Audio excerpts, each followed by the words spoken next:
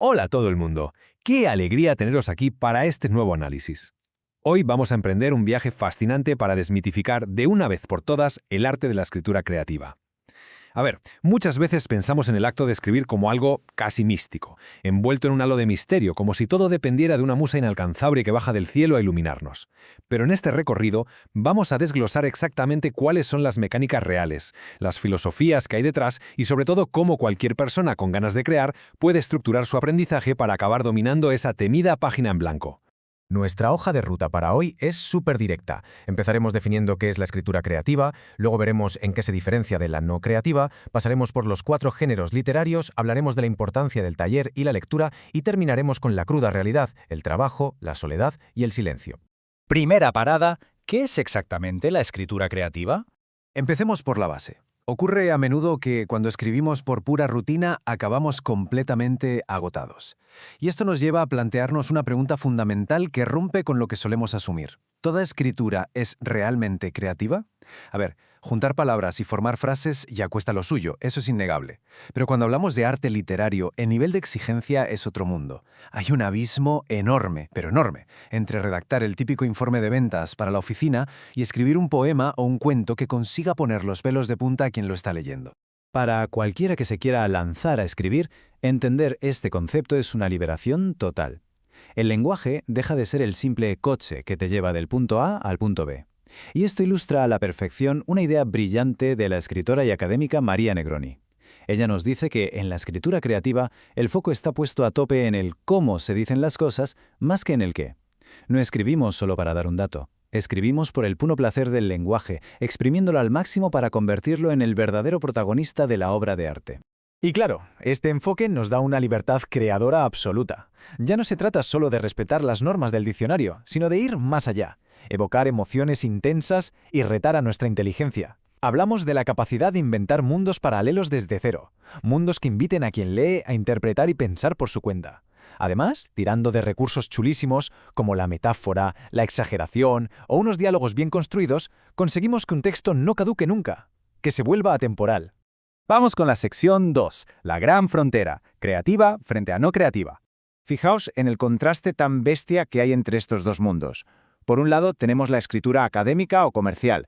Esta te exige ser literal, ser objetivo y basarte en hechos puros y duros. Cero margen para la imaginación. Su único objetivo es que el mensaje se entienda de una sola manera y punto.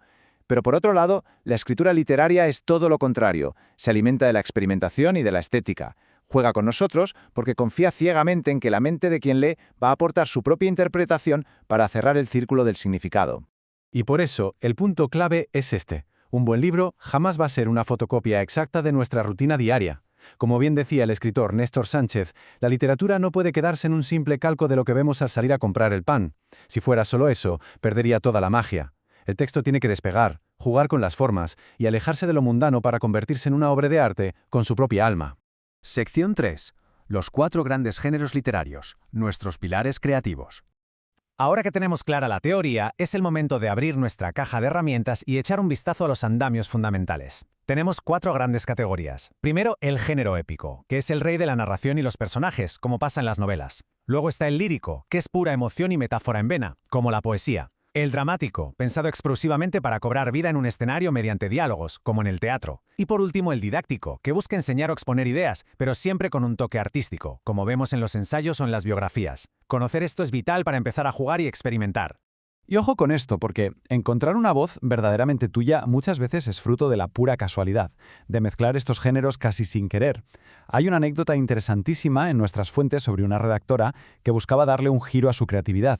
De repente descubrió que se le daba de lujo la sátira, que es un subgénero lírico fantástico, simplemente porque empezó a escribir con total libertad y mucho humor en sus redes sociales.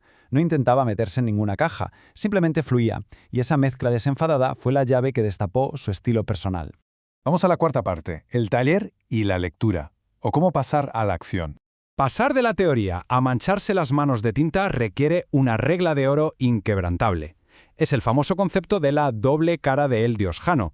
Para poder mirar hacia adentro y crear algo nuevo, es absolutamente obligatorio haber mirado primero hacia afuera, leyendo muchísimo. Son 2 caras de la misma moneda. Un libro genial, de esos que te atrapan por cómo juegan con el idioma, tiene un efecto casi contagioso. Macedonio Fernández lo clavó cuando dijo que los grandes libros son esos que, en cuanto los terminas, te dan unas ganas irreprimibles de ponerte a escribir. Y para convertir todas esas ganas en técnica real y palpable, hay un camino de 3 pasos que no nos podemos saltar. Primero, devorar literatura de todo tipo, intensamente y sin importar de qué época sea. Segundo, tener una disciplina casi espartana para escribir todos los días. Hay que ganarle el pulso a la pereza. Y tercero, salir de la cueva. Quedarse solo en la habitación no basta. Entrar en un taller literario es fundamental para que tus textos respiren y se enfrenten a la mirada de los demás. Y que quede claro, apuntarse a un taller de escritura creativa no es ir a que te corrijan las tildes y las comas. Para nada. Es un ecosistema brutal diseñado para hacerte pensar, para poner patas arriba tus propias creencias. Ahí es donde de verdad estripas la ciencia narrativa. Cómo manejar el tiempo, cómo estructurar la trama, cómo hacer que un personaje parezca de carne y hueso. Pero lo mejor de todo es el roce con otras mentes. Te expone a un montón de visiones artísticas diferentes, lo cual es oro puro para no quedarte atrapado en tu propia burbuja leyendo siempre lo mismo. Y llegamos a la quinta y última sección, el trabajo, la soledad y el silencio, el día a día real.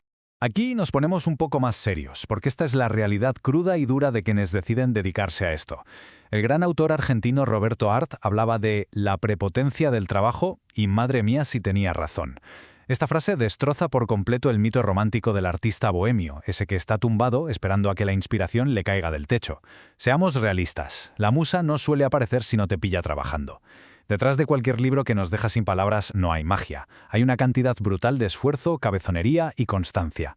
El trabajo metódico es, sin duda, el verdadero motor del talento. Al final del día, después de toda la teoría, de jugar con los géneros y de debatir en los talleres, hay una realidad ineludible. Para crear de verdad hace falta un entorno muy concreto. La auténtica escritura creativa nace de aprender a soportar la soledad y de abrazar el silencio. Es un requisito innegociable apagar el ruido ensordecedor y las distracciones constantes del mundo moderno. Solo así, en ese silencio, se puede escuchar con claridad la propia voz y moldear el lenguaje como es debido. Y para despedirnos y cerrar este recorrido, os dejo con una pequeña provocación para que le deis vueltas. Cuando por fin logramos apagar todo el ruido del exterior y asumimos que el lenguaje no es solo una herramienta, sino el verdadero destino de nuestro arte, nos encontramos ante un lienzo en blanco espectacular. Una infinidad de mundos está esperando a que alguien los construya. Esperamos que este análisis haya servido para arrojar luz y darle un poco de estructura a esta aventura increíble que es la escritura creativa. Hasta el próximo análisis.